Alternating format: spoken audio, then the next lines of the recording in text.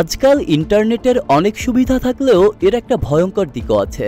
তা হলো মিথ্যা আর অপমানজনক কন্টেন্ট ছড়ানো। বিশেষ করে নারী রাজনীতিকদের নিয়ে এ ধরনের অপপ্রচার খুবই চিন্তার বিষয় হয়ে দাঁড়িয়েছে।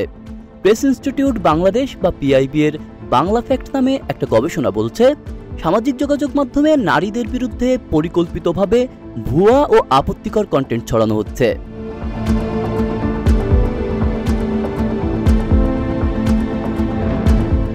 ফেসবুক, এক্স, ইউটিউব, টিকটক এসব প্ল্যাটফর্মে অনেক দিন ধরেই নারী নেতাদের নিয়ে খারাপ ভাষায় কথা বলা, মিথ্যা ছড়ানো একটা নিয়মিত ব্যাপার হয়ে গেছে।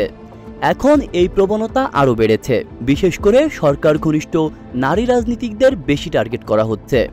শেখ হাসিনার পতনের পর আলোচনায় আসা কয়েকজন নারী নেত্রীকে ঘিরে তো অপপ্রচার নতুন রূপ নিয়েছে।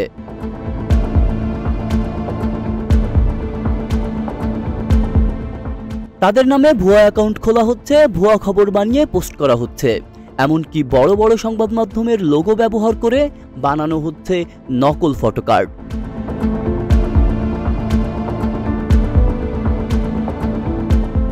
কেউ কেউ ছবি ভিডিও এডিট করে বা ডিপফেক টেকনোলজি দিয়ে অশ্লীল কন্টেন্ট বানিয়ে ছড়িয়ে দিচ্ছে। এসব কন্টেন্টে বাজে মন্তব্য জুড়ে দেওয়া হচ্ছে, যার উদ্দেশ্য একটাই, নারী রাজনীতিকের বদনাম করা। এভাবে চলতে থাকলে রাজনীতিতে নারীদের অংশগ্রহণ আরও ঝুঁকিপূর্ণ হয়ে পড়বে। তাই দরকার এই বিষয়গুলো নিয়ে বেশি সচেতন হওয়া। ভুয়া কন্টেন্ট ছড়ানো বন্ধে সোশ্যাল মিডিয়াগুলোর দায়িত্ব নিতে হবে। আইন শৃঙ্খলা রক্ষাকারী বাহিনীকেও কঠোর হতে হবে। আর আমাদেরও উচিত যে কোনো তথ্য শেয়ার করার আগে যাচাই করে নেওয়া।